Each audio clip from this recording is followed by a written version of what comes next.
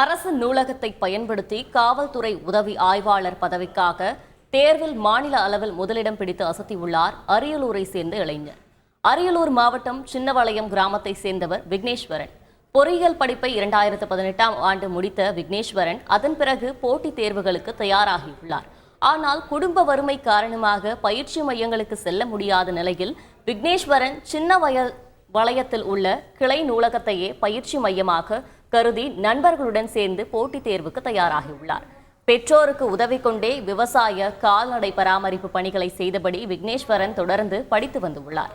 TNPSC group 4 தேர்வை எதிர்கொண்ட விக்னேஸ்வரன் அதில் தேர்ச்சி பெற்று தஞ்சாவூர் மாவட்டம் திருவையாறு வட்ட வழங்கல் அலுவலகத்தில் தனி வருவாய் ஆய்வாளராக பணியாற்றி வருகிறார்.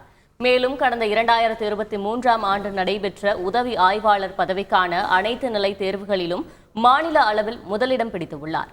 பணி நியமன ஆணைக்காக காத்திருக்கும் விக்னேஸ்வரனுக்கு அவரது பெற்றோர் இனிப்புகள் ஊட்டி மகிழ்ச்சியை பகிர்ந்து கொண்டனர். ப்ரிப்ரேஷன் நான் 2019 ஸ்டார்ட் பண்ணேன். இப்போ 2022 குரூப் 4 கிளியர் பண்ணி திருவையாறு வட்ட வழங்கல் அலுவலகத்தில் தனி வருவாய் ஆய்வாளராக பணியில் இருக்கேன். 4 வருஷமாக அந்த எக்ஸாம் ப்ரிப்பேர் பண்ணியிருக்கேன்.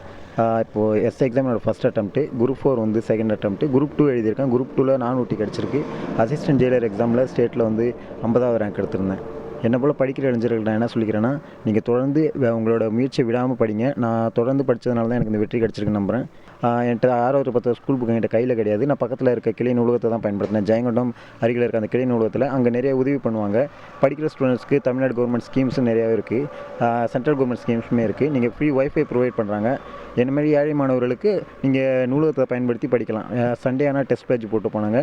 என் கூட படித்த இன்னொரு பையன் இப்போ படிச்சுட்டு இருக்காங்க. ஒரு 4-5 பேர் படிச்சுட்டு இருக்காங்க. என்னோட ஆசை என்னென்னா, என்னோட கிராமத்துலேருந்து ஒரு 10 அரசு அதிகாரி நான் உருவாக்கணுங்கிறது எனக்கு ஒரு ஆசை. செய்திகளை உடனுக்குடன் தெரிந்து கொள்ள உடனே சப்ஸ்கிரைப் பண்ணுங்க.